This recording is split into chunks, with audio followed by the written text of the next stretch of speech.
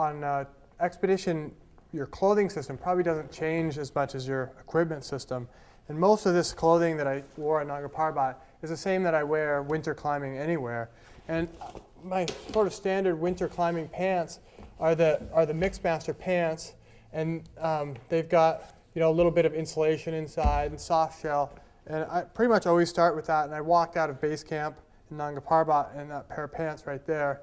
And then I started also with this t-shirt, a Capilene t-shirt, because down low, it's in the Himalaya, it's quite hot. You're starting climbing at only 12,000 feet, and you're going up to 26. So you need to start with something that's pretty cool. And then as you get a little higher, it gets a little colder, or clouds come in, or whatever. You need some long sleeve. I go with a R.5. I really like the stretch and the feel of that. And then my next layer is going to be an R1 pullover, and I really like that combination.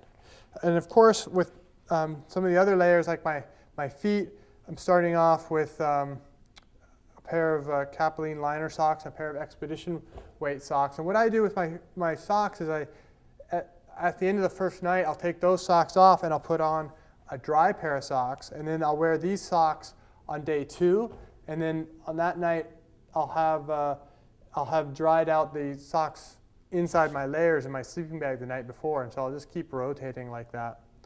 And in the beginning of the climb, I'll be using a lightweight glove, like a work glove there, and that's a good dexterous glove that you can do a lot with. Now, as it gets a little cooler, I'm going to go for a insulated piece. I'm going to go with the R2 High Loft because the weight and warmth is the best of all the fleeces in that piece. And for my shell, I tend to go with a Houdini for the big mountain shell, because for 3 ounces and the size of a baseball, you can't really beat it, and it's windproof, snowproof. It's got a little hood and pretty much everything you need up there. Of course, then I've got your basic hat.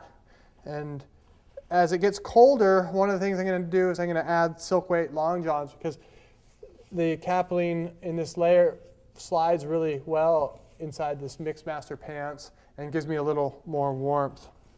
Now I'm going to probably be bumping up to something like the Stretch Element glove, and as it gets colder still, I might be starting to sleep in my balaclava and pulling out the mittens for early morning excursions, first part of the day.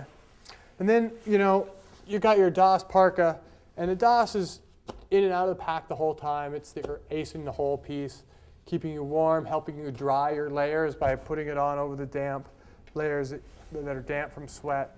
And that's really, the all-purpose thing. I'm sleeping in this. I'm putting it on at the belays. It's in and out of the pack 100 times, and it's a really key piece on all this. And then last but not least is the pajamas for sleeping in and for wearing on summit day, the puff pants with the full side zips you can get on and off over boots and crampons, and really a key thing for high altitude climbing. And really when you look at all of this, there's not that much here. It's a really simple, lightweight system, based on the sort of soft shell concept with synthetic insulation. And this is exactly the pieces, exactly the clothing that I wore on Nanga Parbat kept me warm and dry and safe all the way up and all the way back.